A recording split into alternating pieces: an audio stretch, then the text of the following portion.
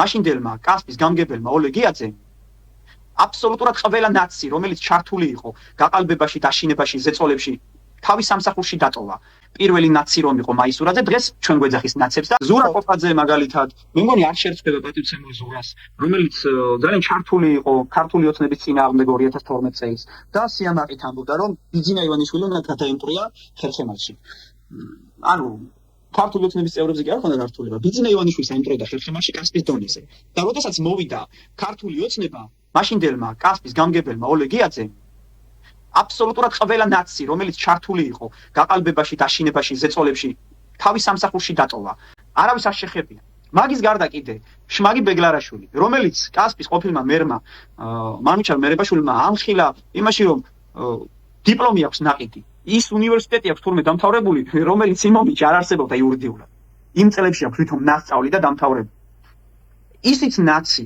მაგალითად ეხლა კიდე ხათუნა თათანაშვილი ყველამ ძალიან კარგად იცის, საიდან მოდის ეს ქალბატონი. კომუნისტების დროიდან, რომელი პარტია არ გამოიცვალა. ნაციონალური მოძრაობა, რესპუბლიკელები, ეხლა ქართულ ოცნებაში შევიდა. იმაზე რომ ამობენ ხოლმე ლევონ ბერძენიშვილზე, თინა ხიდაშვილზე და უსუფაშვილზე. აი ჩემი დასაცავი რო გახდება, მართლა რა უთხარი მე ამათ. წარმოიდგინეთ ამ ხალხზე რომ აგებულია პროპაგანდა, რომ თურმე ლიბერალები არიან, თურმე ეკლესია არ აინტერესებთ. ანუ ხათუნა თათანაშვილი როცა იყო იქ, მაშინ აინტერესებდათ ეკლესია და პატრიარქი და რა ვიცი, ზნეობა და მორალი როგორც ესმით ამათ. მაშინ არ აინტერესებდათ. ნაციონალურ მოძრაობაში რომ იყო და კასპის გამგეობაში რომ შევარდა და იქიდან რომ შევარდნაძის დროინდელი გამგებელი უნდა გამოეგდო და თბილისიდან რომ დაურეკეს რომ ეგ არ შეიძლებოდა და თავი გაენებებინა ძალადობისთვის. მაშინ ნაცი არ იყო? და უფრო მანამდე კიდე ედეპეში თუ სადღაც რო იყო თუ აღორძინებაში რომ იყო და ყველა პარტია რომ მოიარეს მისმა წევრებმა, მაგალითად ნუკრი მიდელაშვილი მასთან ერთად იყო. ილია ქამხაძე ვინ იყო? დღევანდელი კასპისის რო არის საკრებულოს დეპუტატი, ისიც ხანდაკელი. ვინ იყო? დაავიწყდათ ამ ხალხს? ის დაავიწყდათ ხოვლელი გიორგი მჭედლიშვილი, რომელიც ბრალდებული არის პროკურატურის მიერ ჩემზე ძალადობაში, ნაციონალური მოძრაობის დროს რომ დეპუტატი იყო მაშინაც. და ეს ადამიანები სხვებს ეძახიან ნაციონალებს და რა ვიცი, 1000 რაღაცა ეპითეტი მოიგონეს იმისთვის, რომ ჩვენ გაგვაშაონ. მართლა არ სხვენია აქ? ან თამაზ ტატანაშვილი ვინ არის? თბილისიდან გამოგზავნილი კგბ-ს აგენტი რო არის და თითქოს მეტეხელობას რო იბრალებს ერთი. რამდენი თვე აქვს მთლიანობაში ნაცხოვრები მეტეხში ერთი, რომ მის დეპუტატად გვევლინება ხოლმე. მართლა არ სხვენიათ ამ ადამიანებს.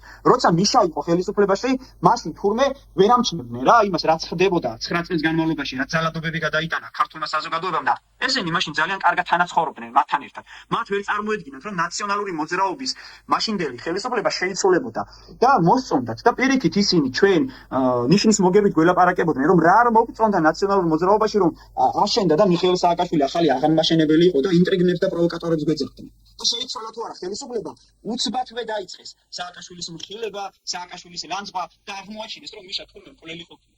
ანუ ოპოზიციაში რომ იყო მიშა, მაშინ იწყება მისი ცუდი პოლიტიკური ცხოვრება და მაშინ დაიწყეთ მისი შეფასება და მანამდე რატო ხმას არ იღებდით? იმიტომ რომ მედროვეები ხართ, მშიშრები ხართ და დღესაც იგივე საკითხებთ. ქართულ ოცნებას უძვრებით ერთ ადგილზე, იმის გამო რომ თქვენ კონფორმისტები ხართ, თქვენი ოჯახის წევრები გყავდეთ კარგად და აი საკრებულოს დეპუტატები ვინც არიან, მთელი მათი ოჯახის წევრები არიან დასაქმებული სხვადასხვა სამსახურებში. და აი ასე წერეს შეკრეს სუსის მეშვეობით რომ აბა აქედან ვინმე მზედმე მეკითხვას ხელისუფლების მიმართ. აბა ვინმე წავიდეს კანონის წინააღმდეგ რაც უნდა მიიღონ. აი დეპუტატი რომელიც მაგალითად საკრებულოში ზის და რაღაცა კანონი უნდა მიიღონ მიწის გაყიდვასთან დაკავშირებით.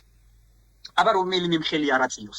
მაშინვე ჩამოიშლება მათი ოჯახური, აი ეს მაფია, სადაც ყველა დასაქმებულია და უკან მოსახედი გზა არ აქვს. იციან რომ მათი ძმები, დები, დედა, მამა დასაქმებულები არიან სხვადასხვა საჯარო სამსახურებში და მათი სისტემის წინააღმდეგ წასვლა და ეროვნულად აზროვნება და გადაწყვეტილების მიღება ნიშნავს იმას, რომ ისინი დაკარგავენ აბსოლუტურად ყველა სამსახურს და სხვა არაფერი არ იციან გარდა სისტემის მსახურებისა.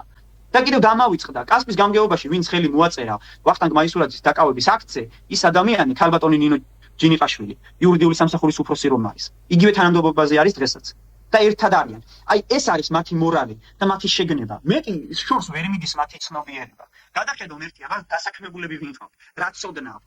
კულტურის სამსახურში, სპორტის სამსახურში ისეთი ადამიანები ყავთ დასაქმებული, რომლებიც არ იციან რაგბი, რამდენზე უნდა ითამაშონ, როგორი ბურთით თამაშობენ, რა წესდება, მაგალითად ფეხბურთში კიდე როგორ ხდება. საერთოდ აი ესე რომ თქვა თამაშგარე მდგომარეობა, ეგრეთ წოდებული აფსაიტი რა არის. მე მინდა უცილებლად კითხვები დაუსვა ვახტანგ მაისურაძესაც ჩვენ მას შევთავაზებთ აუცილებლად გადაცემაში მონაწილეობას და თუნდაც ისე გასცე საზოგადოებას კითხვებზე პასუხი. ასე აი მე ვთავაზობ თქვენი ეთერის საშუალებით ვახტანგ მაისურაძეს ნებისმიერ ფორმატში თუნდაც 10 კაცი იყოს, ჩემთვის მნიშვნელობა არ აქვს, მე ისეთი არგუმენტები და ისეთი ბრალდებები და რა თქმა უნდა, გამყარებული ფაქტებთან დაკავშირებით მაქვს, რომ ნებისმიერი ადამიანი წამოიყვანოს, თუნდაც იურისტები წამოიყვანოს, ეკონომისტები, ვინც უნდა ის წამოიყვანოს, რამდენიც უნდა იმდენი იყვნენ, მარტო მივალ, მათივე სივრცეში გამგეობაში მივალ და მედებატონ. მაგრამ დარწმუნებული ვარ ისინი ამ შემოთავაზებას არც მიიღებენ, არც განიხილავენ, იმიტომ რომ შიშრები არიან. ისინი მარტო დადიან პოსტივზე, მარტო დადიან მაესტროზე, რაღაცა რეგიონის დაარქვეს და ვახტანგ მაისურაძე ჩაერთვება და გზები რო კეთდება, თურმე კასპი კეთდება კი არა. არსებული გზების რეაბილიტაცია მიმდინარეობს. და თურმე ეს ყოფილა 21 საუკუნეში რაღაც აღმშენებლობა რა.